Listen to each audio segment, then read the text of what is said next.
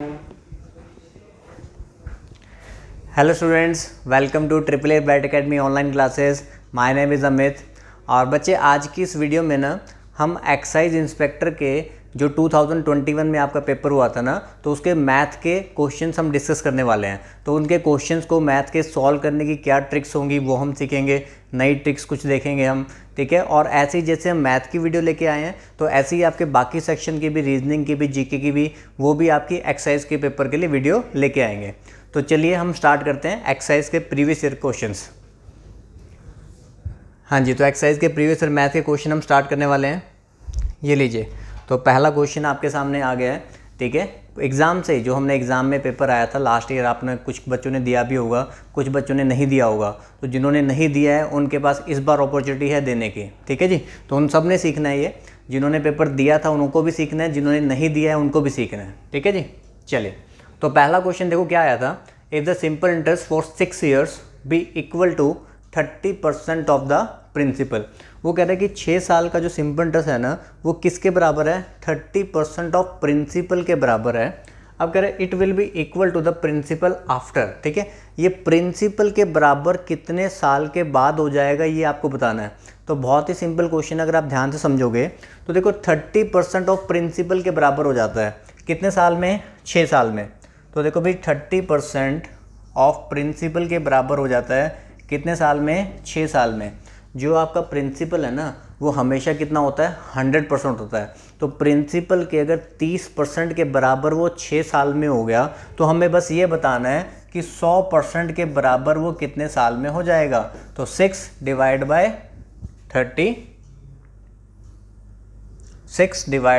30 into 100। यहाँ पे जो आपके पास वैल्यू होते हैं वो कहाँ पे आती है? नीचे। और ये परसेंटेज आपके पास कहाँ पे जाती है? मल्टीप्लाई में। तो 6 से आपने कैंसिल किया 5, और 5 से कैंसिल करेंगे तो हमारे पास आ जाएगा भी कितने साल में हो जाएगा? 20 ईयर्स में, ठीक है। तो इतने सिंपल क्वेश्चन आए थे। देखो बच्चे क्या ना कि हमसे कमेंट करके पूछते हैं, कॉल करके भी पूछते हैं कि सर एक्सरसाइज के लिए ज़्यादा इंपॉर्टेंट टॉपिक कौन से हैं। देखो पंजाब के जितने भी एग्ज़ाम आते हैं ना, उसमें ना सारे ही टॉपिक्स इंपॉर्टेंट हैं। बस आपको ना हर चैप्टर का बेसिक जरूर क्लियर होना चाहिए। आपने ऐसा नहीं करना कि जैसे +2 ग्रेजुएशन में करते थे कि 10 में से 6 चैप्टर पढ़ लिए, 7 चैप्टर पढ़ लिए, जो इंपॉर्टेंट लग रहे हैं वो पढ़ के चले गए, जो इंपॉर्टेंट नहीं लग रहे वो नहीं पढ़ के गए। और एग्ज़ाम में क्या होता था फिर? जो इंपॉर्टेंट नहीं होते थे उसी में से क्वेश्चन आता था। तो यहाँ पे भी ऐसे बच्चों के साथ होता है, जो चैप्टर आप छोड़ोगे ना उसी में से क्वेश्चन आएगा। तो इसलिए आपने कोई भी चैप्टर छोड़ना नहीं है, हर चैप्टर का आपको बेसिक पता ही होना चाहिए, ठीक है जी। तो यहाँ पे देखो पहला क्वेश्चन था कि simple interest for 6 year be equal to 30% of principal. 6 साल में 30% ऑफ प्रिंसिपल के बराबर हो जाता है। तो 30% प्रिंसिपल का 6 साल में होता है। आपसे पूछा गया प्रिंसिपल के बराबर कितने साल में हो जाएगा। तो प्रिंसिपल आपका होता है 100%।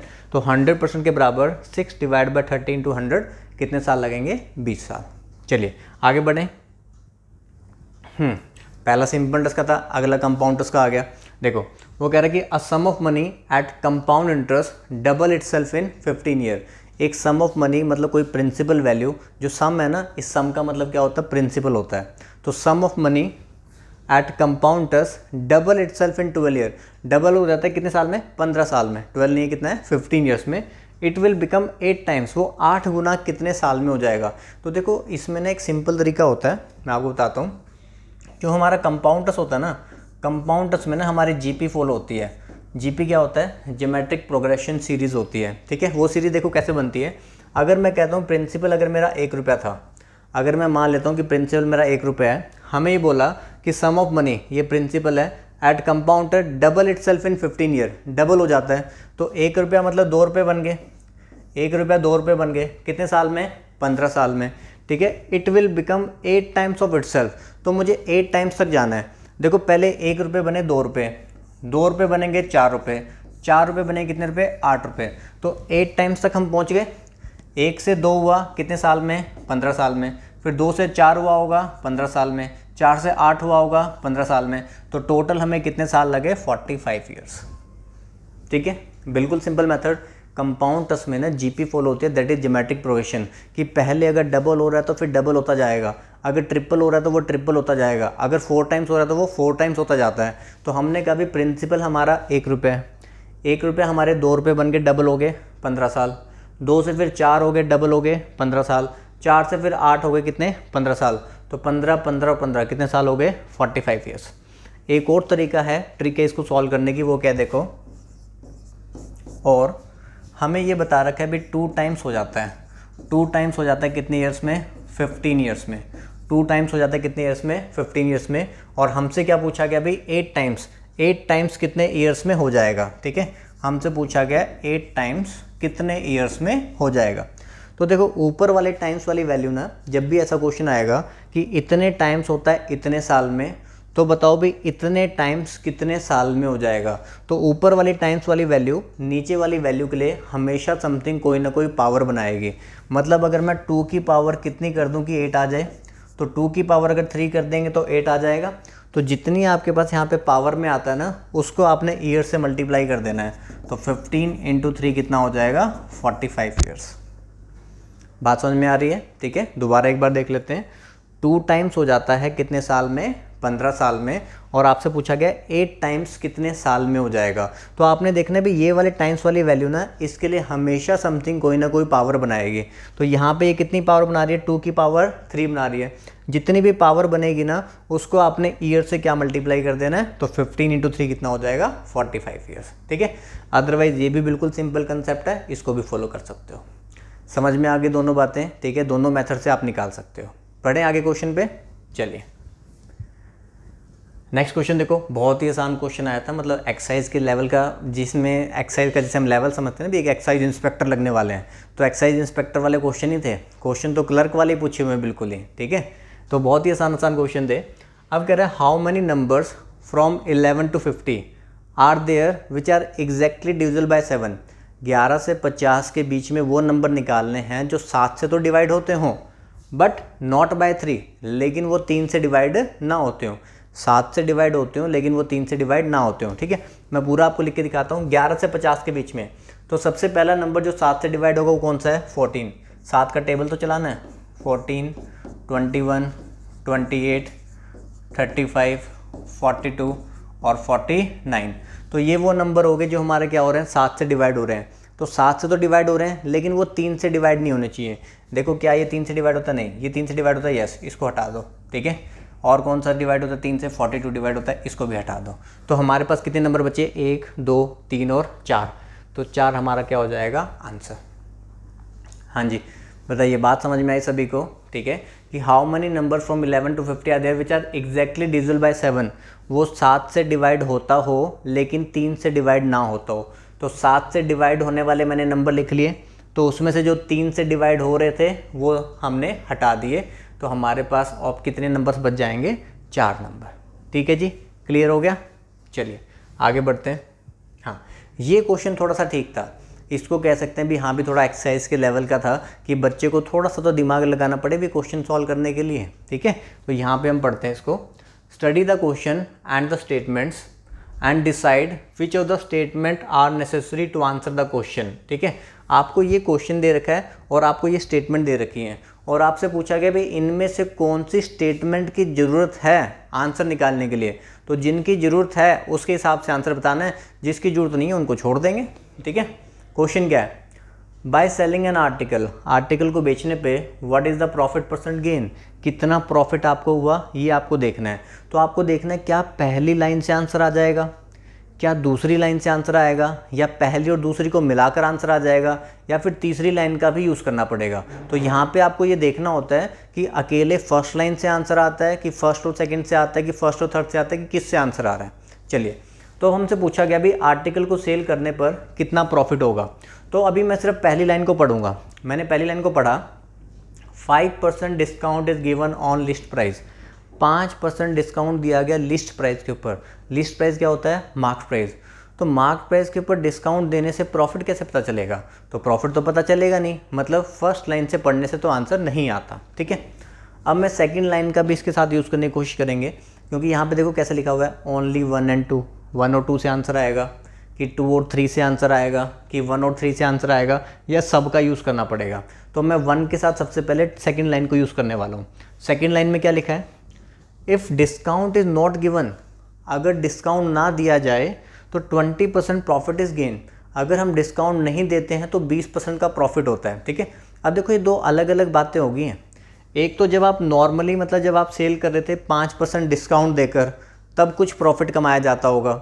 एक सेकंड लाइन ये कहते हैं कि अगर मैं डिस्काउंट दूं ही ना, ठीक है, तब प्रॉफिट कितना होता है, 20% का होता है। देखो और इस बात को समझना, when no discount is given, ये मैं आपको लिखवा देता हूँ, आपने ध्यान रखना है। When no discount is given, अगर कोई डिस्काउंट नहीं दिया जाता ना, तो जो मेरा सेलिंग प्राइस है ना वो किसके बराबर हो जाता है, मार्केट प्राइस के बराबर हो जाता है। अगर मैं डिस्काउंट नहीं दे रहा, मार्केट प्राइस समझते हो क्या होता है, जैसे अगर आप किसी शोरूम वगैरह में जाते हो, एलांटे मॉल आपने सुना होगा चंडीगढ़ में, ठीक है, एलांटे मॉल में गए, कहीं पे भी आप जहाँ पे भी रहते हो वहाँ पे आसपास मॉल वगैरह होंगे, तो मॉल वगैरह में ना क्या है, कोई भी चीज़ आपको ख़रीदनी है तो उस चीज़ के ऊपर ना एक पर्ची लगी रहती है, एक टैग प्राइस लगा होता है, तो वो होता है मार्केट प्राइस, ठीक है। शोरूम में हर चीज़ का क्या होता है, एक मार्केट प्राइस होता है, और हम क्या ढूंढते हैं उसके ऊपर, हमें डिस्काउंट मिल जाए, सस्ता मिल जाए, है ना। तो मार्केट प्राइस जो होता है ना, वो जो लिस्ट प्राइस लगा हुआ है ना, वो मार्केट प्राइस हमारा हो गया, उसके ऊपर क्या मिलता है, डिस्काउंट। लेकिन अब देखो मान लो कि 100 रुपये की चीज़ थी, 25% अगर डिस्काउंट दे रहे हैं, तब तो सेलिंग प्राइस फिर कितना बनेगा, 75 रुपीज़। 100 रुपये की टी शर्ट थी, 25% डिस्काउंट दिया तो टी शर्ट कितने की मिलेगी, 75 रुपये की। लेकिन अगर 100 रुपये की चीज़ है और आपको कह रहे हैं नो डिस्काउंट इज़ गिवन, कोई डिस्काउंट नहीं देना, मतलब 100 रुपये की चीज़ आपको 100 की ही खरीदनी पड़ेगी, मतलब जो मार्केट प्राइस था वही क्या बन जाता है, सेलिंग प्राइस। तो जब डिस्काउंट अगर नहीं दिया जाता ना, तो जो मार्केट प्राइस होता है वही क्या बन जाता है, सेलिंग प्राइस, ठीक है। तो यहाँ पे हम देखो लिखेंगे कॉस्ट प्राइस, मार्केट प्राइस और सेलिंग प्राइस, ठीक है। अब वो कह रहे हैं कि discount is not given, 20% profit is gain, 20% profit is gain, 20% का प्रॉफिट होता है। इसको मैं सेलिंग प्राइस को सीपी के साथ लिखता हूँ, ठीक है, सीपी के साथ एसपी अच्छा लगता है और एसपी के बाद एमपी अच्छा लगता है, ठीक है जी। वो कह रहा है अगर मैं डिस्काउंट ना दूँ ना तो 20% का प्रॉफिट होता, ठीक है। Cost price always equal to 100%। अगर मैं कहता हूँ 100% मेरा कॉस्ट प्राइस है, 20% प्रॉफिट कमाया, तो इसका मतलब बेचा कितने पे होगा, 120 पे। 20% अगर प्रॉफिट कमाया तो बेचा कितने पे है, 120 पे बेचा है। और जब डिस्काउंट नहीं देते हैं, सेलिंग प्राइस किसके बराबर है, मार्केट प्राइस के बराबर, तो इसका मतलब मार्केट प्राइस भी कितना होगा, 120, ठीक है भाई। पहले इतनी बात समझ में आ रही है। अगर डिस्काउंट दिया ही नहीं जा रहा और वो कह रहा है कि 20% प्रॉफिट कमा रहा हूँ, मतलब 100 रुपये की चीज़ हो गई, कितने बेची, 120 पे, तो जो सेलिंग प्राइस है वही क्या है, मार्केट प्राइस है। अब पहले वाले पार्ट के ऊपर हम चलते हैं भाई। फर्स्ट पार्ट में ये लिखा हुआ था, फर्स्ट पार्ट में लिखा था कि अगर 5% डिस्काउंट दिया जाता लिस्ट प्राइस के ऊपर, तब हमें ये बताना था ना कि what is the profit percent gain, तो उसको प्रॉफिट परसेंट कितना गेन हो रहा था। तो 120 रुपये वाली चीज़ के ऊपर अगर मैं 5% डिस्काउंट देता हूँ, 120 वाली चीज़ के ऊपर अगर आप 5% डिस्काउंट देते हो, आपका 5% डिस्काउंट कितना हुआ, 6 रुपये। तो 120 में से 6 रुपये अगर आप डिस्काउंट देते तो आप बेचते कितने पे, 114 पे। 120 रुपये वाली चीज़ के ऊपर अगर आपने 5% डिस्काउंट दिया होता, मतलब 6 रुपये का डिस्काउंट, तो आपने सेल कितने की होती, 114 पे। तो मतलब 100 रुपये वाली चीज़ 114 पे सेल कर दी, तो यहाँ पे जो हमारा प्रॉफिट है वो कितना आ गया, 14%, ठीक है। तो इस क्वेश्चन में अगर हमें प्रॉफिट परसेंटेज फाइंड करने को बोला होता ना, तो हम आंसर बोल देते कितना है, 14% उसका आंसर है। मतलब मैंने फर्स्ट और सेकंड स्टेटमेंट को यूज़ करके आंसर फाइंड कर लिया, ठीक है। देखो यहाँ पे तो मैंने आपको सॉल्व करके समझाया ना, ठीक है। जिस बच्चे ने क्लासेस वगैरह अटेंड कर रखी होती है ना, जिन्होंने क्लासेस लगाई हैं, कहीं भी क्लासेस लगाई हैं, ज़रूरी नहीं है कि मुझसे ही पढ़े हैं, ठीक है। जिसने मुझसे पढ़े हैं वो तो इसको ओरली देखते ही बता देंगे, जो मुझसे नहीं पढ़े हैं वो कहीं ना कहीं से पढ़े होंगे, तो वो भी उसको देखते ही बता सकते हैं कि पहली लाइन वो पढ़ते कि 5% डिस्काउंट लिस्ट प्राइस के ऊपर, इससे आंसर नहीं आएगा। जब वो दूसरी लाइन पढ़ते कि डिस्काउंट नहीं दिया जा रहा, तो उनको डिस्काउंट नहीं दिया जा रहा, तो उनको पहले से पता होता कि सेलिंग प्राइस जो है मार्केट प्राइस के बराबर है, मार्केट प्राइस पे मैं उसके बाद 5% डिस्काउंट दे दूंगा तो प्रॉफिट आ जाएगा। तो वहाँ पे उस बच्चे को सॉल्व करने की जरूरत नहीं है, वो आंसर मार्क करना था 1 और 2, बस इतना ही करना था। ये तो मैंने बस सॉल्व करके दिखाया आप लोगों को कि आंसर आना कैसे था, ठीक है जी।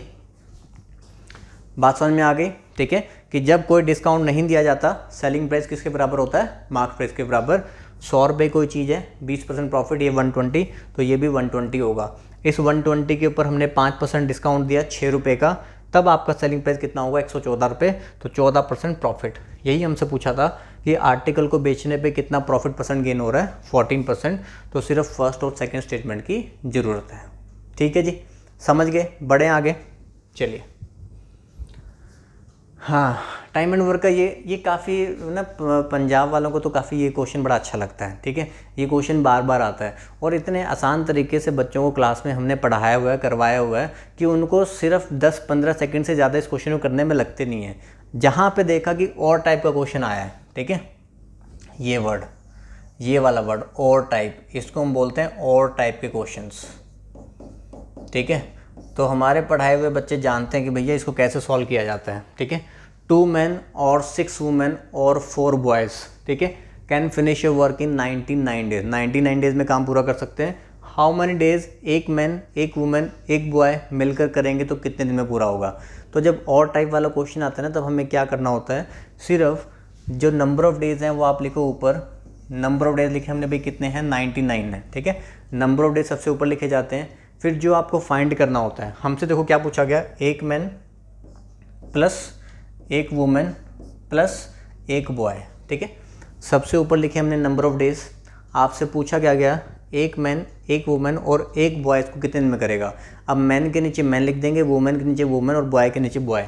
स्टार्टिंग में देखो मैन कितने थे, 2, मैन के नीचे मैन लिखा जाता है, वुमेन के नीचे वुमेन लिखा जाता है और बॉय के नीचे बॉय लिखा जाता है। बस इस पार्ट को हमने क्या करना होता है, सॉल्व करना होता है। तो 99 हमारा ऊपर हो गया भाई। ठीक है, और यहाँ पे 2, 4, 6 का आप एलसीएम लोगे, एलसीएम कितना आएगा, 12।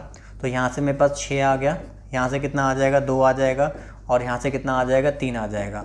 और जब ये वैल्यूज़ ऊपर जाती हैं तो क्या हो जाती हैं, रिवर्स हो जाता है, रेसिप्रोकल हो जाता है। तो 99 × 12 आपका ऊपर और 11 आपका नीचे, तो कैंसिल कर देंगे तो आंसर हमारे पास कितना आ जाएगा, 108 डेज।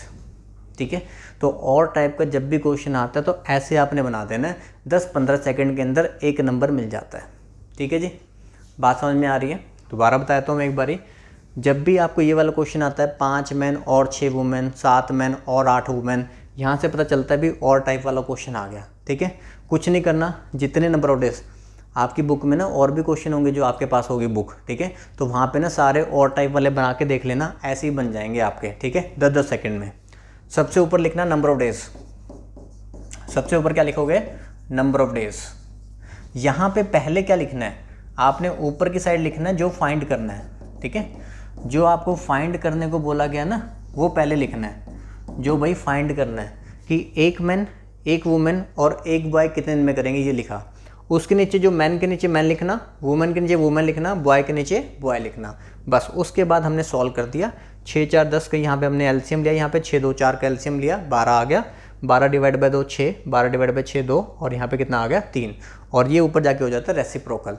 तो रेसिप्रोकल हो गया, 11 ने काट दिया, आंसर कितना आ गया, 108 डेज।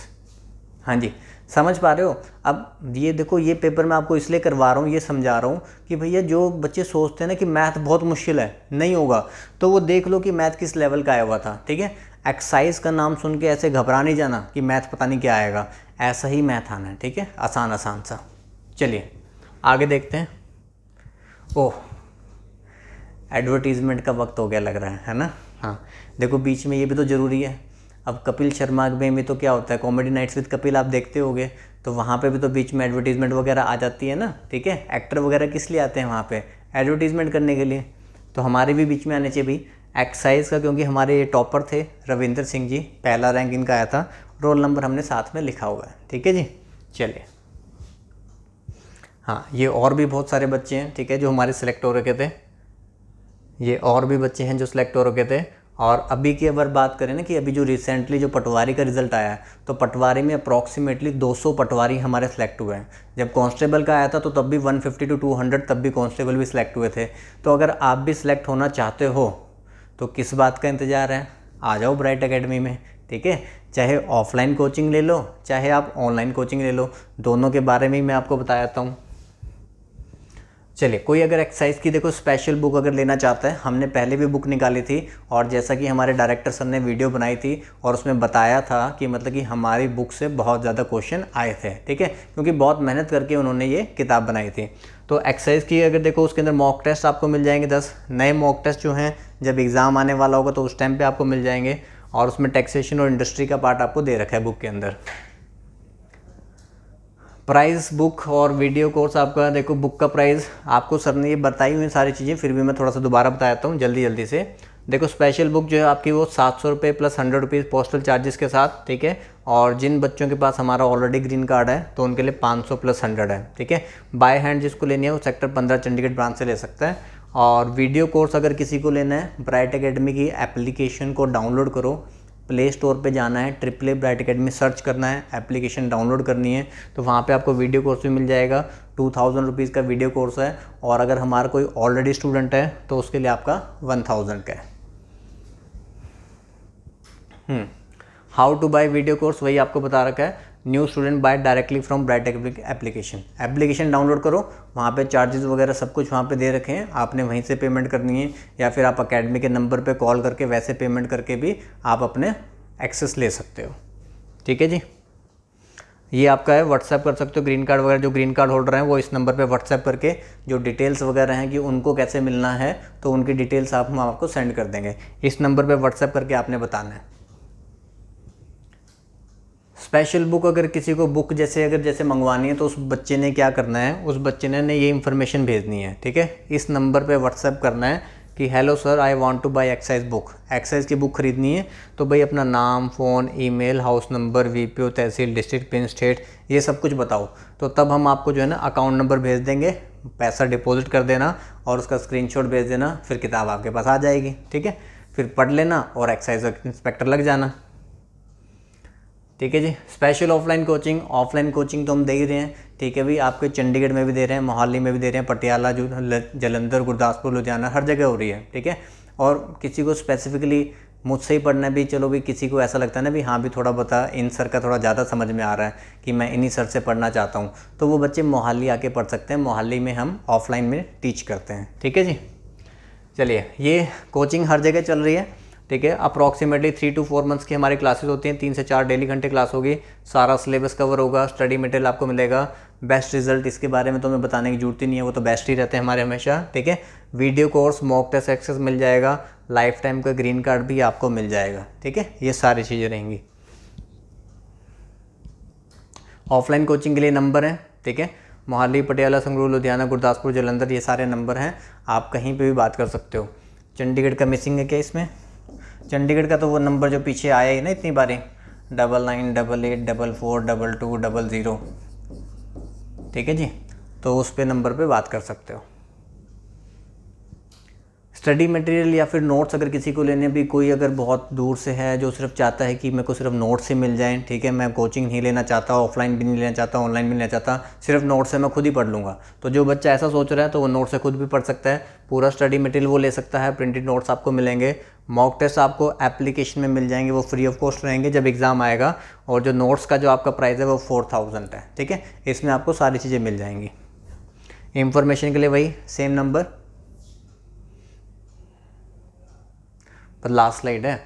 ब्राइट एंड्रॉयड ऐप पे वीडियो कोर्स, ठीक है, पूरा सिलेबस, मतलब कि पूरा, अगर कोई पूरा ही पंजाब जॉब्स का अगर कोई कोर्स लेना चाहता हो, बैंक का लेना चाहता हो, SSC का लेना चाहता हो, तो एप्लीकेशन पे फुल वीडियो कोर्स भी अवेलेबल है, जिसमें आपको 350 प्लस वीडियोज़ मिलेंगी, पूरा सिलेबस होगा, 1 साल की वैलिडिटी आपको मिलेगी, PDF नोट्स भी उसमें होंगे, मॉक टेस्ट वगैरह भी सारे उसमें होंगे, और लिंक आपको वीडियो के डिस्क्रिप्शन में ना, नीचे आपको डिस्क्रिप्शन में वीडियो लिंक मिल जाएगा। चलिए, एडवर्टीजमेंट वाला पार्ट ख़त्म हो गया, काफ़ी लंबा हो गया था, ठीक है। Back to work. लो, पेन गिर गया। चलिए वापस हम अपने क्वेश्चंस के पार्ट पे आ जाते हैं, देखते हैं। हाँ, ये वाला क्वेश्चन आया था, अब इस क्वेश्चन को बच्चे देख के घबराए थे, भाई ये कैसा क्वेश्चन आ गया, ठीक है, क्योंकि जिन बच्चों ने, तो देखो अब वही बात आ जाती है, जिन बच्चों ने पढ़ा हुआ है, ठीक है, वो जानते हैं भी क्वेश्चन में कुछ भी नहीं है। जिन बच्चों ने लेकिन पहले देखा ही नहीं भी इसका फॉर्मूला क्या होता है, तो उनके लिए तो ये बहुत बड़ा क्वेश्चन था, ठीक है जी। चलिए देखो, मैं दे रखा है a+b+v 11 है, a,b,b,c,c आपको 20 दे रखा है, और expression a³ b³ c³ minus 3abc हमें निकालना है, ठीक है। पहले मैं आपको इसी का फॉर्मूला लिखवा देता हूँ, a³ plus b³ plus c³ minus 3abc is equal to, इसका आपका फॉर्मूला होता है, चलिए इसका हमारा फॉर्मूला होता है a+b+c a² plus b² plus c² minus बाहर लगा दो और A B plus B C plus C A आप अंदर लिख दो, ठीक है। अदरवाइज कुछ बच्चे ऐसे भी लिखते हैं minus A B minus B C minus C A, लेकिन हमें पता है ना कि A B plus B C plus C A की तो ऑलरेडी वैल्यू गिवन ही है, तो हम इसको माइनस में ऐसे कॉमन लेके लिख लेते हैं, ठीक है जी। चलिए अब देखो हमें क्या चाहिए, हमें चाहिए क्या, ए प्लस बी प्लस सी मेरे पास है, ए प्लस बी प्लस सी मेरे पास है कितना है 11 है, डाल देंगे। हमारे पास ए बी बी सी सी है 20 है, डाल देंगे, ठीक है। दो चीज़ें तो हैं आपके पास, ये भी है और ये भी है, लेकिन ये नहीं है मेरे पास A square plus B square plus C square, तो इसको कहाँ से लेके आए, तो इसको भी ले आते हैं। अब देखो ए प्लस बी प्लस सी अगर 11 है, ए प्लस बी प्लस सी आपके पास क्या है 11 है, हम करेंगे स्क्वेयरिंग बोथ साइड, ठीक है। जब हम स्क्वेयरिंग बोथ साइड करेंगे तो यहाँ पे आपका जो फॉर्मूला अप्लाई होगा A plus B plus C का होल स्क्वेयर, ठीक है, तो वो होता है A square plus B square plus C square plus twice of A B plus B C plus C A, और इधर आपने 11 का स्क्वायर लिखा भाई कितना 121, ठीक है जी। ये हम किस लिए कर रहे हैं, ताकि मेरे पास ए स्क्वायर बी स्क्वायर और सी स्क्वायर की वैल्यू आ जाए, आपके पास ये भी है और आपके पास ये भी है, ठीक है। तो ये थोड़े बहुत तो देखो फॉर्मूले पता ही होने चाहिए, हैं नहीं पता होंगे तो कैसे सॉल्व करोगे। तो यहाँ पे हमने वैल्यू पुट कर दी भी, इसकी वैल्यू कितनी है 20, A square plus B square plus C square plus 2 × 20 कितना हो गया 40 इक्वल टू कितना 121, 40 हमारा उधर जाके माइनस हो जाएगा, तो A square plus B square plus C square ये माइनस हो गया कितना आ गया 81। तो अब ये वाली वैल्यू भी पता चल गई, सारी वैल्यूज़ पता चल गई। ए प्लस बी प्लस सी पता है ऑलरेडी 11 है, ठीक है जी। मल्टीप्लाई में यहाँ पे A square plus B square plus C square ये आपने फाइंड कर लिया कितना है 81 है, माइनस में a B plus B C plus C a minus में कितना 20, तो 11 × 61, तो 11 1 × 1 60 और 6 71 हमारा आंसर होगा। हाँ जी, बात समझ में आए। तो देखो फॉर्मूला बेस्ड क्वेश्चन है तो फॉर्मूला तो पता ही होना चाहिए ना, अगर इसका फॉर्मूला आपको नहीं पता होगा तो आंसर भी नहीं आएगा, ठीक है। तो फॉर्मूला तो याद करना ही पड़ेगा, A cube plus B cube plus C cube minus 3abc, इसका formula A plus B plus C A square plus B square plus C square minus A B minus B C minus C होता है। मैंने minus common ले लिया पहले ही और यहाँ पे लिख दिया A B plus B C plus C A, क्योंकि उसकी वैल्यू हमारे पास डायरेक्टली थी। अब हमारे पास ये क्वेश्चन में मेंशन था, ये भी मेंशन था, लेकिन ये आपको नहीं पता था, तो उसके लिए भी फॉर्मूला था भाई ए प्लस बी प्लस सी आपके पास 11 है, स्क्वेयरिंग बोथ साइड करेंगे। तो जब स्क्वेयरिंग करेंगे, कहाँ गया, मिल गया। जब हम स्क्वेयरिंग यहाँ पे करेंगे तो ए प्लस बी प्लस सी का होल स्क्वायर और इधर आपके पास 11 का स्क्वायर, तो A square plus B square plus C square plus twice of A B plus B C plus C A is equal to कितना 121। यहाँ से ऊपर से वैल्यू डाल दी 20, ये 20 × 2 हो गया 40, 40 इधर के माइनस 81, तो ये सारी वैल्यूज़ को यहाँ पे पुट किया और आंसर कितना आ गया 671। समझ आ गया अभी। चलें बढ़ें आगे, अभी काफ़ी सारे क्वेश्चन बचे हुए हमारे। एजिस का क्वेश्चन में ना काफ़ी बार देखने को मिल ही जाता है। अभी अर्थमेटिकल रीजनिंग वाला पार्ट कराया था, उसमें मैंने आपको एजिस के क्वेश्चन करवाए थे, ठीक है। एजिस के क्वेश्चन ज़्यादा मुश्किल नहीं होते हैं। मैंने आपको बताया था, आपको रेशो मिलती है, रेशो लगा दो। आपको लगता है ऑप्शन से आसानी से हो जाएगा, ऑप्शन लगा दो। आपको लगता है इक्वेशन से हो जाएगा, इक्वेशन लगा दो। कैसे भी कर लो, एजिस का क्वेश्चन हो ही जाता है, ठीक है। 6 years ago, 6 साल पहले की बात बता रहा है भाई, 6 साल पुरानी बात बता रहा है। The ratio of the ages of Kimal and Sagar, Kimal और सागर की रेशो 6 साल पहले थी 6:5। 4 year hence, देखो ये जो 6 years ago होता है, 4 year hence होता है, ये हमेशा प्रेजेंट के हिसाब से होता है। ये हमेशा किसके हिसाब से होता है, प्रेजेंट एज के हिसाब से। ये प्रेजेंट एज से 6 साल पहले की बात थी। अब अगर 4 year hence बोल रहा है तो वो भी प्रेजेंट एज के 4 साल बाद की बात हो रही है, 4 year hence, ठीक है। ये भी हमारी कब की बात हो रही है, प्रेजेंट एज से 4 साल आगे की बात हो रही है। चलिए 4 साल बाद देखो क्या होता है, the ratio of their edges भी 11:10। रेशियो ऑफ देयर एजेस कितना हो जाएगा 11:10। अब जिस बच्चे ने रेशियो एंड प्रोपोर्शन चैप्टर पढ़ा होगा तो वो ये बात जानता होगा, ठीक है भाई। देखो यहाँ पे ये 6 साल का गैप है और ये कितने गैप है 4 साल का, तो मतलब टोटल जो गैप होगा ना ये 10 साल का गैप है। टोटल जो गैप है ना ये कितने साल का गैप है, 10 साल का गैप है।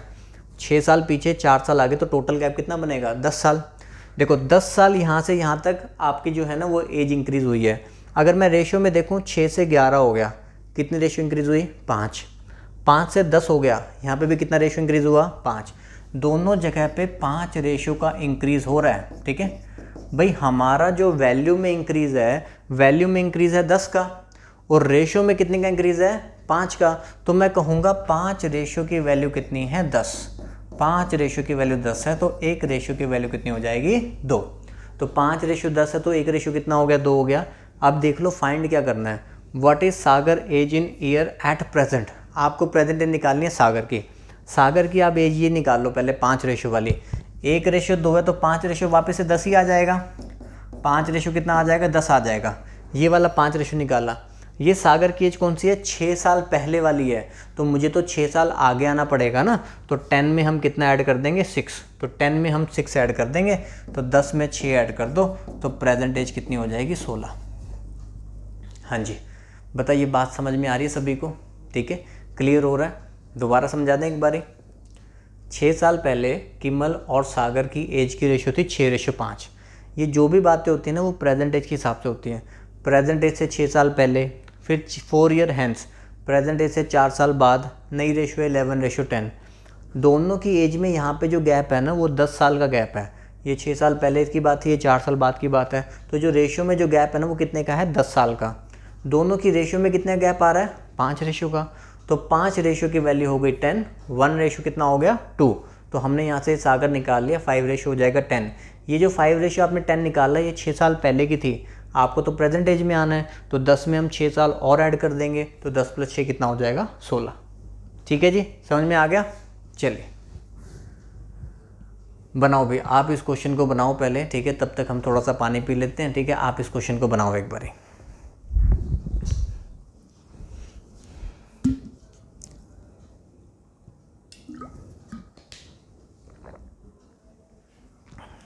चलिए अब देखो, क्वेश्चन को बनाने के लिए ना आपको एक तो टेबल्स आने चाहिए। ठीक है, ऐसे क्वेश्चन अगर आपको बनाने हैं टेबल आने चाहिए, स्क्वायर पता होने चाहिए, क्यूब पता होने चाहिए, मल्टीप्लाई करने की कुछ शॉर्ट ट्रिक्स आपको पता होने चाहिए। ठीक है, ये सारी बातें पता होनी चाहिए आपको। ठीक है जी, सबसे पहले 14% ऑफ 14 मतलब 14 का मल्टीप्लाई 14 के साथ है। 14 का स्क्वायर हमें पता है 196 होता है, तो उसके नीचे परसेंटेज का 100 लगाओगे तो कितना बनेगा 1.96। ठीक है जी, यहाँ पे लिखते जाएंगे हम सारी चीज़ें। 14 को 14 से ही तो मल्टीप्लाई करना था ना, तो पहले 14 का स्क्वायर कर लो, 196 होता है, परसेंटेज का 100 नीचे लगना है तो कितना आएगा 1.96 आएगा। अब यहाँ लिखा हुआ 28% ऑफ 28, मतलब ये 28 का स्क्वायर, 28 का स्क्वायर अब पता होना चाहिए कितना होता है 784 होता है, तो नीचे 100 है तो इसका मतलब 7.84 आएगा, तो मैंने यहाँ पे प्लस में लिख दिया 7.84। ठीक है जी, अब 92% ऑफ 96 मतलब 92 को 96 से मल्टीप्लाई करना है। अब जिस बच्चे को ये पता है ना कि जो नियर बाय 100 होते हैं नंबर उनको कैसे मल्टीप्लाई किया जाता है, तो वो तो फटाफट मल्टीप्लाई कर लेंगे, करके बताते हैं। देखो ठीक है, यहाँ देखो जो हमारे नंबर नियर बाय 100 होते हैं ना, ठीक है, ये हर क्लास में हम इसीलिए सिखाते थे कि कहीं ना कहीं पे तो काम आएगा। देखो जो नंबर नियर बाय 100 होते हैं उनको कैसे मल्टीप्लाई किया जाता है, आप ये चेक करते हो कि ये नंबर 100 से कितना कम है 8 कम है। ठीक है, ये नंबर 100 से कितना कम है 4 कम है, तो हमें बस इतना करना होता है, 4 को 8 से मल्टीप्लाई कर दो 32, और 92 में से 4 माइनस कर दो, कितना आ जाएगा आपका 88। तो 8832 इसका मल्टीप्लाई है। बात समझ में आ रही है? दोबारा समझा दें। देखो जो 100 के नियर बाय नंबर होते हैं ना उनको कैसे मल्टीप्लाई किया जाता है। आपने देखा भी 100 से कितना कम है 8 कम है, 100 से कितना कम है 4 कम है, तो आप इन दोनों को पहले मल्टीप्लाई करोगे, 8 4 का कितना हो गया 32, और आपने क्या करना है भी 92 में से इधर ये जो 4 है ना इसको क्या कर देना है माइनस कर देना है। तो 92 में से 4 माइनस कर दिया कितना हो जाएगा 88 हो जाएगा, और परसेंटेज का 100 है तो पॉइंट हम लगा देंगे, तो 88.32। ठीक है जी, तो जिसको पता है वो कर लेगा मल्टीप्लाई। ठीक है, ये हम क्लासेस में सिखाते ही हैं। अब उसके बाद है 15% ऑफ 85। अब 15 का टेबल तो सभी को आता है, 15 से तो मल्टीप्लाई कर ही लेंगे ना। 15 5 का कितना होता है 75। ठीक है, और 7 कैरी लिख लो आप, 15 8 जा 120, 120 + 7 127, तो यहाँ पे भी पॉइंट लगा देंगे, तो 12.75। तो सारे नंबर सॉल्व कर लिए ना बिना कुछ लिखे आपको। ठीक है, जल्दी से हो गया। 14% ऑफ 14, 14 14 196, 100 के लिए 0.2 1.96, 28 28 784। ठीक है, स्क्वायर याद होने चाहिए। 100 के लिए 0.84, 92 को 96 के साथ करना था, 100 से 8 कम है, 100 से 4 कम है, 8 4 का कितना 32, और 92 में से 4 माइनस कर दिया कितना आ गया 88। चाहे 96 में से 8 माइनस कर दो तब भी 80 आएगा, वो भी सेम ही होता है। ठीक है, बस अब हमें क्या करना है, इन तीनों को ऐड करना है। ठीक है, ऐड आराम से कर लेंगे। 88.32 है, यहाँ पे हमने इसके नीचे लिख दो भी 7.84, गलती कोई नहीं करनी, 1.96, ताकि हमारा नंबर कटना नहीं चाहिए। 6 4 10 और 2 12,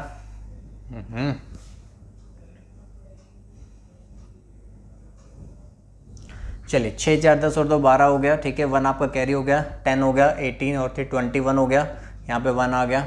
ठीक है ना, 10 8 18 और 3 21। ठीक है, 2 कैरी हो गया, 10 और 8 18 हो गया फिर से यहाँ पे, और यहाँ पे 98.12 आ गया भाई। ठीक है, हमारे पास 98.12 इन तीनों का टोटल आ गया। उसमें से 12.75 क्या कर दो, माइनस कर दो। इसमें से हम क्या कर देंगे, बोर्ड भी नहीं पढ़ाने देता है, इतना महंगा बोर्ड ख़रीदा है, इसीलिए ख़रीदा है ताकि ऐसे करता रहे। 12.75 हम क्या कर देंगे, इसमें से माइनस कर देंगे, तो 12 में से 5 ये कितना आ जाएगा भी 7 आ जाएगा। ठीक है, कौन सी कंपनी का है, ब्रियो। ये ब्रियो मुझे चाइनीज़ लग रहा है। ठीक है भाई, 12 में से 5 ये कितना हो जाएगा, 7 हो जाएगा। अभी तो नहीं गया ना, नहीं गया। ठीक है, 10 में 7 जाएंगे कितना आ जाएगा, 3 आ जाएगा। यहाँ से कैरी जा चुका है, 7 में से 2 गए 5, और ये कितना 85.37 हमारा आंसर। हाँ जी, बात समझ में आ रही है। ठीक है, तो कुछ चीज़ें तो आपको भी मेहनत करनी पड़ेगी ना। 14 का स्क्वायर खुद ही याद करोगे 196 होता है, 2 पॉइंट लगा दिए। 28 का स्क्वायर खुद ही याद करोगे 784 होता है, 7.84। 92 को 96 से कैसे मल्टीप्लाई किया, ऐसे मल्टीप्लाई करना शॉर्ट ट्रिक से।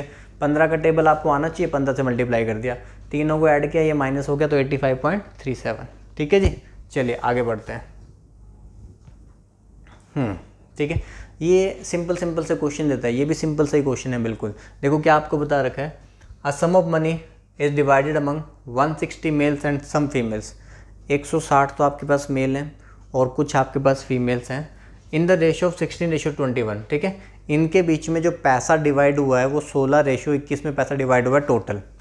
अब वो कह रहा है कि इंडिविजुअली ईच मेल गेट्स ₹4, एक मेल को 4 रुपये दिए जाते हैं। ठीक है, और फीमेल को कितने रुपए दिए जाते हैं, 3 रुपये। मेल को 4 रुपये दिए जा रहे हैं, फीमेल को कितने दिए जा रहे हैं, 3 रुपये दिए जा रहे हैं। The number of females are. ठीक है, तो फीमेल्स हमारी कितनी है हमें वो बताना है। अब देखो 160 मेल हैं और आपको बताया कि एक मेल को कितने रुपये दिए जा रहे हैं, 4 रुपये। तो ये मेल का कंटेंट हो गया भाई, मेल के टोटल रुपये हो गए। 160 मेल हैं, मेल को कितने रुपये दिए जा रहे हैं, एक मेल को 4 रुपये। फीमेल आपको पता नहीं है, और उनको कितने रुपए दिया जा रहे हैं, 3 रुपये। और इनके टोटल रुपए की रेशियो आपको बता रखी है भी, इनको किस रेशियो में दिया जा रहा है, 16:21 में। किस रेशियो में इनको दिया जा रहा है, 16:21 में। ठीक है, बिल्कुल सिंपल हो गया, कोई दिक्कत ही नहीं है। 160 मेल से एक मेल को 4 रुपये, तो टोटल हो गया 160/4। एक्स फीमेल्स हैं जो हमें फाइंड करना है कितनी है, उनको 3 रुपये दे रहे हैं, और इनके पैसों की रेशियो आपको बता रखी थी कितनी है भी, 16:21 है। अब देखो कैंसिल करने का तरीका भी होता है, ऊपर से ऊपर कैंसिल हो जाता है इक्वल टू में, नीचे से नीचे कैंसिल हो जाता है, और जो क्रॉस में होते हैं ना वो क्या होते हैं, मल्टीप्लाई। तो आप देखो सीधा काटो भाई, 16 से काट दो कितना आ गया, 10 आ गया। ठीक है, 3 से काट दो कितना आ गया, 7 आ गया। तो 10 × 4 40, 47 से कितना हो गया, 280। तो कहीं कोई कैलकुलेशन आपको नहीं करनी पड़ी, तो बिल्कुल सिंपली आपका आंसर आ गया। समझ आ गया सभी को। 160 मेल्स हैं, 4 रुपये दे रहे हैं, एक्स फीमेल्स हैं 3 रुपये दे रहे हैं, और इनकी मनी की रेशो, इनकी मनी की जो रेशो है वो कितनी है, 16:21 है। तो यहाँ से हमने फीमेल्स निकाल ली। ठीक है भाई, समझ में आ रहा है। बढ़ें आगे। तो आप देखो इससे अंदाज़ा लगा सकते हो कि अगर आप स्टडी करोगे, अगर आप पढ़ाई करोगे, तो आप इजीली इन क्वेश्चंस को बना पाओगे। जिस भी बच्चे ने एक बार भी क्लासेस अगर लगाई होंगी या वीडियोस देखी होंगी, कहीं पे भी पढ़ाई की होगी, तो वो इन क्वेश्चंस को बना सकता था। ठीक है, हाँ, ये भी हमारा टाइम एंड वर्क का क्वेश्चन आ गया। थोड़ा अच्छा क्वेश्चन था, थोड़ा सा हल्का सा सोचना था बस। ठीक है, थोड़ा गुड क्वेश्चन है। X can do a work in 24 days. ठीक है, अब देखो जो सॉल्यूशन मैं करवा रहा हूँ ना, ठीक है, आप यूट्यूब पे ना एक बार चेक कर लेना कि ना यही पेपर ना किसी और टीचर्स ने भी सॉल्व करवा रखा होगा, और एक बार जो मैंने मेथड आपको बताए हैं और जो उन टीचर्स ने उस इन्हीं क्वेश्चंस के मेथड बता रखे होंगे ना, तो उनमें एक बार डिफरेंस चेक कर लेना कि क्या डिफरेंस है। ठीक है, और देख के मुझे बता देना चाहे कमेंट सेक्शन में। किसी को भी मेरे पढ़ाए हुए मेथड में कोई भी डाउट आता है ना तो आप कमेंट सेक्शन में पूछ भी सकते हो, ठीक है जी। चलिए, x can do a work in 24 days, x जो है वो 24 दिन में काम कर सकता है। When he had work for 4 days, उसने 4 दिन काम कर लिया। भाई 24 में से वो कह रहा है कि उसने 4 दिन काम कर लिया, दैट मीन्स उसका 20 दिन का काम पेंडिंग होगा, ठीक है। वाई ज्वाइंड हिम, वाई ने फिर उसको ज्वाइन किया 4 दिन के बाद, ठीक है। If the complete work finish in 16 days, तो अब जो है ना पूरा काम 16 दिन में ख़त्म हुआ है, ठीक है। Y can also finish that work in days, हमसे पूछा गया भी वाई उस काम को कितने दिन में पूरा करेगा। ध्यान से समझना क्वेश्चन को कि कैसे हम एफिशिएंसी की रेशियो बना के टोटल वर्क बना के ईजिली क्वेश्चन को कर लेंगे। देखो, एक्स जो है ना 24 दिन में काम पूरा कर सकता था। When he had worked for 4 days, उसने 4 दिन काम कर लिया। 24 में से अगर 4 दिन काम कर लिया तो एक्स का 20 दिन का काम पेंडिंग है, ठीक है। एक्स का 20 डेज़ का काम पेंडिंग है। अब ये देखना है भी ये काम करेगा कौन, ठीक है। एक्स का जो 20 डेज़ का वर्क पेंडिंग है ये काम कौन करेगा। वाई ज्वाइंड हिम, अब वाई ने ज्वाइन कर लिया और जो टोटल वर्क है ना वो ख़त्म हो गया 16 दिन में ही, ठीक है। अब देखो 16 दिन में काम ख़त्म हो चुका है, टोटल काम 16 दिन में ख़त्म हुआ है, तो 16 में से 4 दिन तो पहले ही काम हो गया था, तो अब मतलब सिर्फ 12 दिन में ही काम ख़त्म हो गया। और वो किसने किया, एक्स प्लस वाई ने मिलकर, क्योंकि वाई ने उसको ज्वाइन कर लिया ना भाई, ठीक है। एक्स का जो 20 दिन का काम था, जब उसको वाई ने ज्वाइन कर लिया तो एक्स प्लस वाई मिलकर उसको कितने दिन में कर पाए, 12 दिन में। बस यहीं हमारा क्वेश्चन ख़त्म हो जाता है। मुझे बताओ पहले आपको ये लाइन समझ में आ रही है, ये लाइन समझ में आ गई तो बाकी तो हम निकाल ही लेंगे, ठीक है। दोबारा देखो, एक्स जो है किसी काम को 24 दिन में पूरा कर सकता है। When he had work for 4 days, जब उसने 4 दिन काम कर लिया, 24 में से 4 दिन उसने अकेले काम कर लिया, तो एक्स का 20 दिन का वर्क पेंडिंग था। अब ये 20 दिन का वर्क ना वाई ने भी उसको ज्वाइन कर लिया, तो अब एक्स और वाई मिलकर करेंगे। तो जब इन्होंने मिलकर काम किया ना तो वो कह रहा है कि काम टोटल काम 16 दिन में ख़त्म हो गया, तो 16 में से 4 दिन तो उसने अकेले किया था, तो एक्स प्लस वाई ने कितने दिन काम किया, 12 दिन। तो यहाँ से अब हम बना लेंगे इनकी एफिशिएंसी की रेशियो, ठीक है। 4 3 12, 4 5 20, तो x upon x plus y, आपके पास रेशियो कितनी आ गई, 3:5। ये होती है हमारी एफिशिएंसी की रेशियो, और एफिशिएंसी की रेशियो को ही क्या बोला जाता है, 1 डे वर्क बोला जाता है। ODW मतलब 1 डे वर्क, एक दिन में कितना काम करते हैं, ठीक है। तो x जो है ना वो एक दिन में 3 काम करते हैं, x प्लस वाई एक दिन में कितना काम करते हैं, 5। तो यहाँ से आप समझ चुके होगे y कितना करता है। अगर x एक दिन में 3 चॉकलेट खाता है, x प्लस वाई मिलकर कितनी चॉकलेट खाते हैं, 5, तो y कितनी चॉकलेट खाएगा, 2। तो भैया y 2 चॉकलेट खा रहा है, ठीक है। y कितनी चॉकलेट खा रहा है, 2। तो y का जो 1 डे वर्क है ना वो कितना है, 2 है। अब हमें निकालना है कि y अकेला इस पूरे काम को कितने दिन में करेगा। अब देखो किसी के भी डेज़ आपको निकालने हो, ठीक है, किसी के भी डेज़ आपको निकालने हों, डेज़ कैसे निकाले जाते हैं, टोटल वर्क डिवाइड बाय उस पर्सन का 1 डे वर्क जिसके बारे में आपसे पूछा जाता है। जब भी किसी भी क्वेश्चन में आपसे डेज़ पूछे जाते हैं, वो डेज़ आते कैसे हैं भाई, टोटल काम कितना है, ठीक है, total work divide by 1 day work. अब आप सबसे पहले यहाँ पे बना लो टोटल वर्क। आपने एफिशिएंसी की रेशियो बना ली, ठीक है। अब हम यहाँ पे बना लेते हैं टोटल वर्क। आप देखो भाई टोटल वर्क के बारे में किसके बारे में बताया था कि एक्स जो है ना काम को 24 दिन में पूरा कर सकते हैं। एक्स एक दिन में कितना काम करता है, 3। एक्स एक दिन में 3 काम करता है, तो 24 दिन में कितना काम करेगा, 72। तो 72 हमारा क्या हो गया, टोटल वर्क। तो ये 72 जो टोटल वर्क हो गया, ये मुझे करवाना किससे है, वाई से करवाना है। तो वाई के 1 डे वर्क से डिवाइड कर दो, तो वाई जो है वो कितने डेज़ लगाएगा, 36 डेज़। हाँ जी, बताइए बात समझ में आ रही है। एक बार देखो इसको, फिर मैं अभी दोबारा समझा देता हूँ आपको।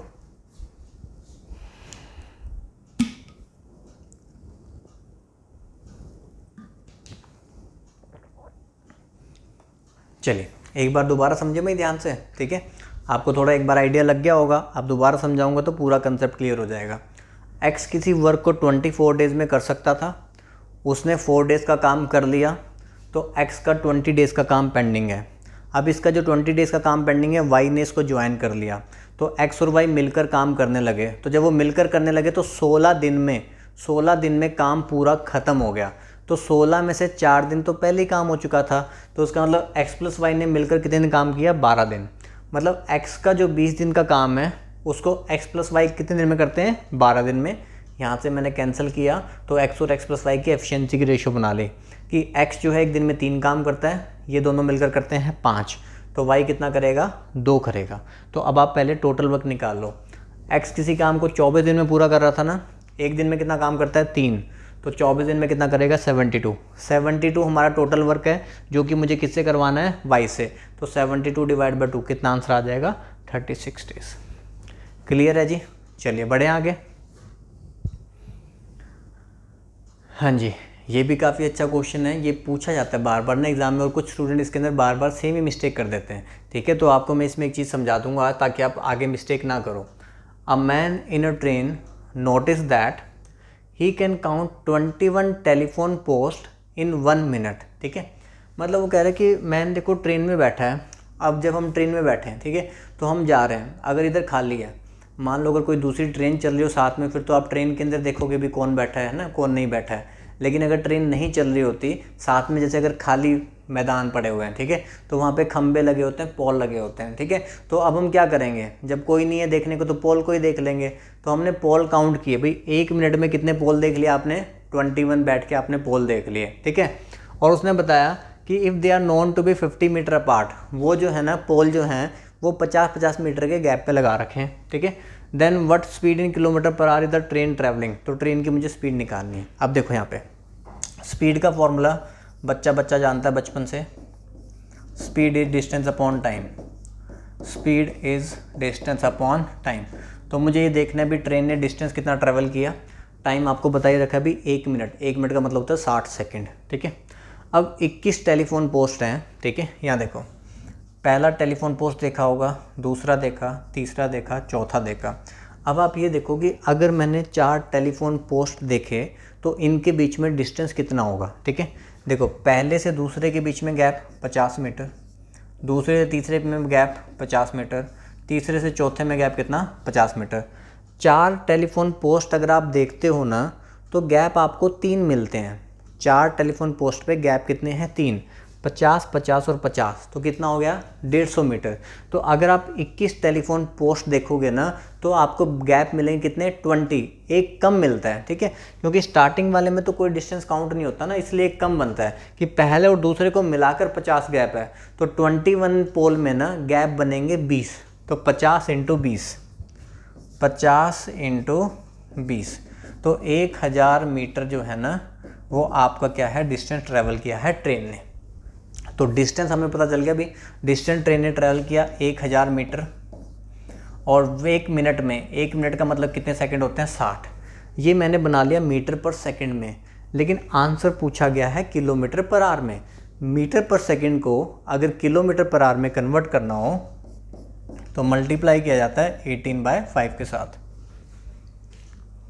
मीटर पर सेकंड को किलोमीटर पर आवर में कन्वर्ट करना है तो मल्टीप्लाई करते हैं 18/5 के साथ। ठीक है, 0 से काट दिया, 6 से काटेंगे 3 आ जाएगा, 5 से काटोगे 20 हो जाएगा।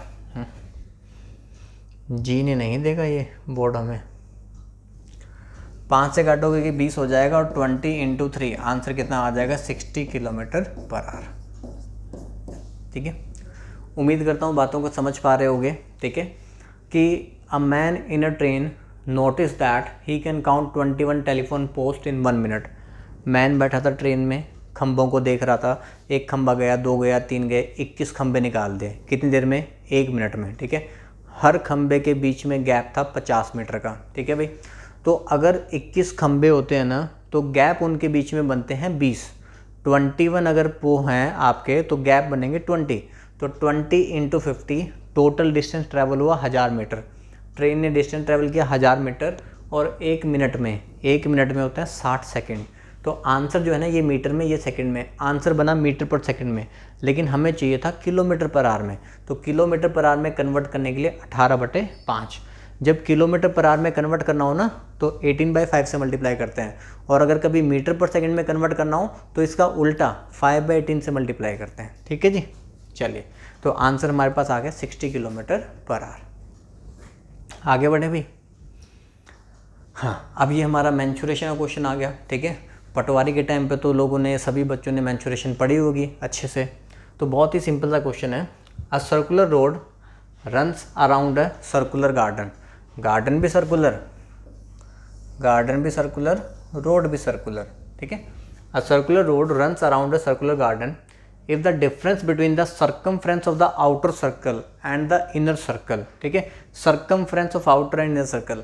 अब सर्कमफ्रेंस ऑफ सर्कल का फॉर्मूला क्या होता है, 2πr, ठीक है।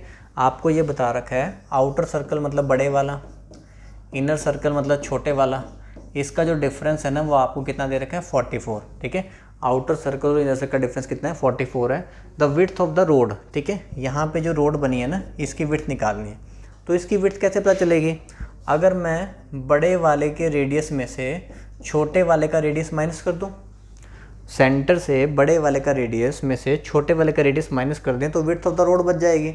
तो हमने बड़े वाले सर्कमफ्रेंस में छोटे वाला सर्कमफ्रेंस माइनस किया, उसका डिफरेंस हमें बता ही रखा था कितना है 44। यहाँ पे 2π कॉमन आ जाएगा, मतलब 2 × 22/7। तो अंदर आपके पास क्या बचेगा, r - r that is equal to 44।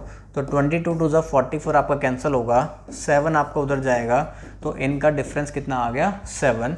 तो यही हमारा क्या है आंसर है, ठीक है। तो देखो टाइम एंड वर्क का क्वेश्चन भी आया, प्रॉफिट एंड लॉस का क्वेश्चन भी आया, रेशियो का क्वेश्चन भी आया, आपका मेंसुरेशन क्वेश्चन भी आया। सबके बेसिक कंसेप्ट के क्वेश्चन, मतलब हर चैप्टर का कंसेप्ट आपको पता होना चाहिए। कोई चैप्टर मत छोड़ो, हर चैप्टर का कंसेप्ट पढ़ लो, एग्ज़ाम आपका अपने आप क्लियर हो जाएगा, ठीक है जी। सर्कल का सर्कमफ्रेंस पता होना चाहिए था, सिर्फ 2 सर्कमफ्रेंस का डिफरेंस कितना है 44। बड़े वाले का सर्कमफ्रेंस में से छोटे वाला सर्कमफ्रेंस माइनस किया, दैट इज इक्वल टू 44। 2π हमने कॉमन लिया, 2 × 22/7, अंदर आ गया r - r, 44 से 44 कट गया, तो हमारे पास कितनी वैल्यू आ गई 7, ठीक है जी। चलें आगे। स्विमिंग पूल वाला क्वेश्चन आया हुआ था, ठीक है। अब वही मेंसुरेशन का ही पार्ट है ये भी हमारा। A swimming pool 9 metre wide, 12 metre long and 1 metre deep on the shallow side and 4 metre deep on the deeper side. इसमें ना अब 2 चीज़ें बता रखी थी, तो बच्चे इसमें कंफ्यूज हो गए। इसमें ये बता रखा है भाई 1 मीटर डीप है शैलो साइड की तरफ, मतलब जहाँ से थोड़ा सा कम डीप होता है, और 4 मीटर डीप है, मतलब कहीं पे कम डीप था कहीं पे ज़्यादा था। तो 1 मीटर से ऐसे चलते चलते चलते 4 मीटर पे जाएंगे ना, ये कांस्टेंट रेट पे होता है भाई। 1 मीटर से फिर यहाँ पे आया होगा 2, फिर 3, फिर ऐसे 4 बना होगा वो स्विमिंग पूल में, ठीक है। तो वॉल्यूम जब हम निकालते हैं, वॉल्यूम हमारा होता है length into breadth into height, ठीक है। वॉल्यूम हमारा क्या होता है, length into breadth into height. तो लेंथ और ब्रेड्थ में तो कोई चेंज नहीं है, लेंथ और ब्रेड्थ तो सेम ही है भाई। स्विमिंग पूल 9 मीटर वाइड है, 12 मीटर लॉन्ग है, तो 12 मीटर लेंथ हो गई, 9 मीटर ब्रेड्थ हो गई, और 1 मीटर डीप है एक तरफ से और 4 मीटर डीप है आपका दूसरी तरफ से। अगर तो मुझे कोई एक सिंगल हाइट मेंशन होती तो मैं length into breadth into height, वो सिंगल हाइट यहाँ पे लिखता आ जाता। अब इधर से 1 है, इधर से 4 है, तो बीच में जो एवरेज बनेगी हमारी, एवरेज से हम मल्टीप्लाई करेंगे हाइट से, तो 1 + 4 डिवाइड बाय 2। तो ये हमारी क्या बनेगी, एवरेज हाइट बनेगी, जो आपने इस क्वेश्चन में लेनी थी, ठीक है। तो 1 + 4 डिवाइड बाय 2, ठीक है जी। तो ये आपके पास जब काटोगे, आपके पास मैं लिख देता हूँ 12 × 9, और ये आपके पास 5/2। 2 से इसको काट दो, 6 को, 6 × 5 = 30, और 270 हमारा क्या हो जाएगा आंसर। बात समझ में आ रही है भाई। हम लिखते हैं वॉल्यूम क्या होता है, length into breadth into height. Length breadth आपको मेंशन है, हाइट अगर कोई एक ही दे रखी होती तो हम एक से काम कर लेते हैं, लेकिन एक तरफ से 1 है, एक तरफ से 4 है, तो उसका हम एवरेज निकाल लेंगे। तो 1 + 4 डिवाइड बाय 2, तो हमारे पास 2 से 1 काट दिया, और 6 × 5 = 30 × 9 कितना आ जाएगा वॉल्यूम 270। समझ में आ रहा है, क्लियर हो रहा है। फॉर्मूला तो खुद ही याद होना चाहिए ना भी। आपका जो स्विमिंग पूल है वो क्यूबॉइड की शेप में होगा, तो वॉल्यूम ऑफ क्यूबॉइड क्या होता है, length into breadth into height. चलिए भी आगे। Okay, which is the greatest 5 number exactly divisible bye 279, ठीक है। ग्रेटेस्ट 5 स्टेज का नंबर हमें बताना, ऑप्शन में दे रखा है, जो हमारा क्या हो जाए 279 से क्या हो जाए, डिवाइड हो जाए। अब देखो 279 से डायरेक्ट देखना तो बड़ा मुश्किल है, ठीक है। तो अब आप क्या करोगे भाई, 279 में कौन सा फैक्टर आते हैं, हमें फैक्टर देखने होते हैं। तो 279 जो हमारा 9 से डिवाइड होगा, 9 का डिविजिबिलिटी रूल पता होना चाहिए। 9 का डिविजिबिलिटी रूल होता है sum of digits should be divisible by 9। तो आपने ना नंबर के अंदर फैक्टर्स ढूंढने होते हैं भी। हमारा 2 से डिवाइड हो रहा है कि 3 से हो रहा है कि 5 से हो रहा है, 7 से हो रहा है, 9 से हो रहा है, ठीक है। सबसे पहले तो 9 का देख लिया करो, अगर मिल जाता है तो, नहीं मिलता तो बाकी देख लेंगे, 2, 3, 4, 5 भी चेक कर सकते हो। 279 देखो हमारा क्या होता है, 9 से डिवाइड होता है। 9 से आप चेक करोगे 7 + 2 9, 9 + 9 18, तो 9 से डिवाइड हो रहा है। तो अगर देखो 279 अगर आपका 9 से डिवाइड होता है तो आपके पास जो ऑप्शन में मेंशन है वो भी आपका 9 से डिवाइड होना ही चाहिए। तो सम ऑफ डिजिट्स चेक कर लो भी किस किस का 9 से डिवाइड होता है। ठीक है, 9 9 6 और 3 9, इसका सम ऑफ डिजिट 9 से डिवाइड हो रहा है। 9 9 और 10 इसका नहीं हो रहा। 9 9 और 8 साल 2 18 इसका भी हो रहा है। 9 9 और 6 6 12 और 2 14 इसका नहीं हो रहा। ठीक है जी, हमने चेक किया सम ऑफ डिजिट्स, 2 ऑप्शन तो मेरे कट गए। अब मेरे पास 2 ही ऑप्शन बचे हैं, एक है 99603 और एक हमारे पास है 99882। ठीक है, तो अब हमें चेक करना है भी ये नंबर हमारे 279 से डिवाइड हो रहे हैं या फिर नहीं हो रहे। अगर किसी ने HCF पढ़ा होगा, HCF होता है हाईएस्ट कॉमन फैक्टर, कि किन्हीं भी 2 नंबर्स का हाईएस्ट कॉमन फैक्टर कैसे निकाला जाता है। तो हाईएस्ट कॉमन फैक्टर निकाला जाता है उनका डिफरेंस लेके। ठीक है, हाईएस्ट कॉमन फैक्टर कैसे निकालते हैं, उनका डिफरेंस लेके। तो अगर आप इन दोनों नंबर का डिफरेंस लोगे तो इन दोनों नंबर का जो डिफरेंस है ना वो कितना आ रहा है, 279 आ रहा है। ठीक है, इन दोनों नंबर हाईएस्ट कॉमन फैक्टर कैसे निकाला जाता है, 2 नंबर्स का डिफरेंस लेके। तो हमने चेक किया भी इन दोनों का डिफरेंस कितना है, 279 है। तो अगर इनका डिफरेंस 279 ही है और मुझसे पूछा भी ये गया भी ये नंबर 279 से डिवाइड हो रहे हैं या फिर नहीं हो रहे हैं, तो अगर इसमें से एक भी नंबर 279 से डिवाइड होगा तो इसका मतलब दूसरा नंबर भी 279 से डिवाइड हो रहा होगा। क्योंकि जब दोनों में गैप 279 का है तो दोनों ही नंबर आपके क्या होंगे, 279 से डिवाइड होंगे। लेकिन मुझे तो सबसे बड़ा नंबर चाहिए था। ठीक है, अब 279 से ये भी डिवाइड होता है, ये भी डिवाइड होता है, लेकिन हमें चाहिए ग्रेटेस्ट। तो बड़ा कौन सा है, ये वाला। ठीक है जी, बात समझ में आ रही है। तो इसमें हाईएस्ट कॉमन फैक्टर का भी यूज़ हो जाना था और आपके जो डिविजिबिलिटी रूल है उसका भी आपका यूज़ होना था। ठीक है, देखो ज़रा एक बार इसको ध्यान से।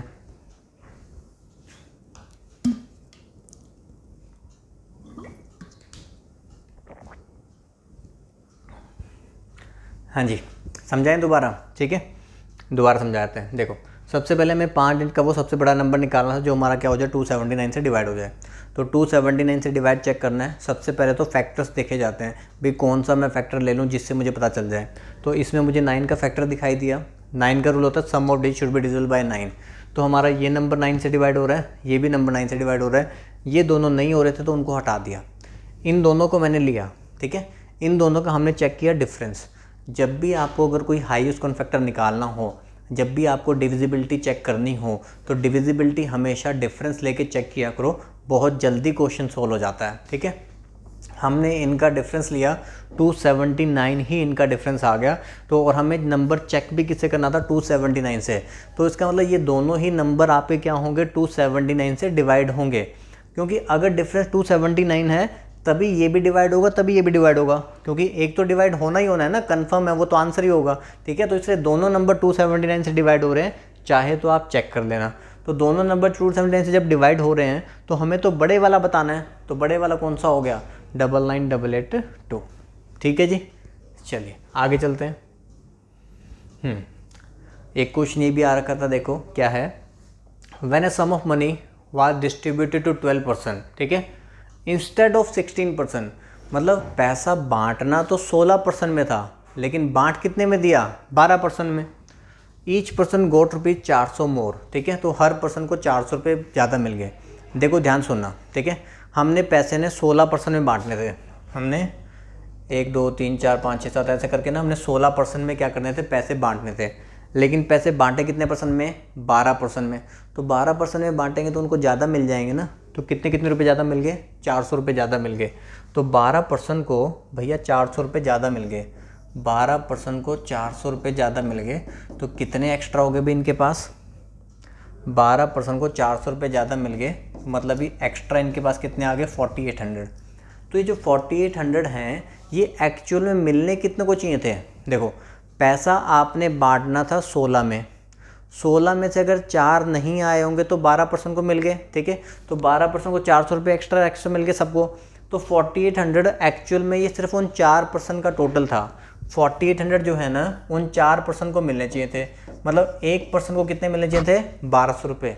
तो ये डिसाइड हुआ था भाई पर पर्सन को 1200 रुपये देने हैं। हमसे पूछा गया व्हाट वाज द सम, तो टोटल मेरे पास 16 पर्सन थे, सबको 1200 रुपये देने थे, तो 1200 इंटू 16, तो कितने रुपए बांटने थे भैया? 19,200। ठीक है, थोड़ा सा लॉजिकली सोचा करो। ठीक है, लॉजिकली थोड़ा सोचेंगे बनाएंगे तो क्वेश्चन हमारे जल्दी सॉल्व हो जाएंगे। ठीक है, एक्स वाई जेड का कोशिश करो कम से कम यूज़ करें। ठीक है, लॉजिकली सोच के जल्दी से क्वेश्चन को बनाएं। दोबारा हम समझ लेते हैं। देखो इसके अंदर when a sum of money was distributed to 12% instead of 16%, मतलब 16% में देखो आप सोचो ना, आपके पास पैसा है। ठीक है, आपके पास पैसा है, 16% आपकी लाइन में खड़े थे। ठीक है, इन 16 को आपने पैसे बांटने थे, उसमें से 4 गायब कर दिए, 4 गायब कर दिए तो बचे कितने? 12। तो 12% बचे, तो भाई 16% जो थे पहले उसमें से 4% कम हो गए, तो उनका भी पैसा इनको बांट दिया होगा। तो हर पर्सन को 400 रुपये एक्स्ट्रा मिल गए, तो कितने एक्स्ट्रा बटे? 4800 एक्स्ट्रा बटे, जो कि एक्चुअल में उन 4 बंदों के थे। तो 4800 अगर मैं उन 4 बंदों को डिवाइड करता तो एक पर्सन को कितने मिलते? 1200 रुपये। तो अगर एक पर्सन के 1200 रुपये रखे गए हैं तो 16% कितने होंगे? 19,200। ठीक है जी, समझ में आया? चलिए आगे देखते हैं। लो जी, हो गया ख़त्म। ठीक है, तो ये 15 क्वेश्चन थे आपके मैथ के जो एक्सरसाइज के पेपर में पूछे गए थे। तो इनमें किसी को भी कोई डाउट है आप लोग मुझे कमेंट सेक्शन में करके बता देना भैया आपको चीज़ें समझ में आए कि नहीं आए। ठीक है, और अगर आप चाहते हो कि प्रीवियस ईयर के और भी पेपर्स के मैं क्वेश्चंस आपको करवा दूं तो वो भी मुझे मेंशन कर देना, ताकि मैं आपको जब भी एक वीडियो बनाऊंगा तो एक वीडियो में एक पेपर में जितने भी क्वेश्चन आए होंगे वो मैं आपको सॉल्व करवा दूंगा। ठीक है, लेकिन कुछ बताया तो करो कमेंट करके, और इतना ज़्यादा पढ़ा दिया, कुछ लाइक वगैरह भी तो बनता है। ठीक है, फ्री में नहीं देखना। ठीक है, लाइक वगैरह करते रहा करो, लाइक करो, कमेंट करो। ठीक है, यही हमारे लिए बहुत है कि लाइक कर दिया करो, कमेंट कर दिया करो, शेयर कर दिया करो। सब्सक्राइब तो आप लोगों ने किया ही होगा पहले से। ठीक है, और किसी भी कोर्स के रिगार्डिंग इन्फॉर्मेशन चाहिए तो आपके पास ये नंबर्स हैं ऑलरेडी। ठीक है जी, चलिए, तो इसी उम्मीद के साथ कि आप लोगों को वीडियोस पसंद आ रही हैं। ठीक है, तो हम आगे भी आपके लिए वीडियो बनाते रहेंगे। एक्सरसाइज की भी, आपकी रीजनिंग जीके की भी कोशिश करेंगे कि वीडियो बनवा दी जाए। ठीक है, चलिए अब आपको मिलते हैं नेक्स्ट वीडियो में। Thank you, bye.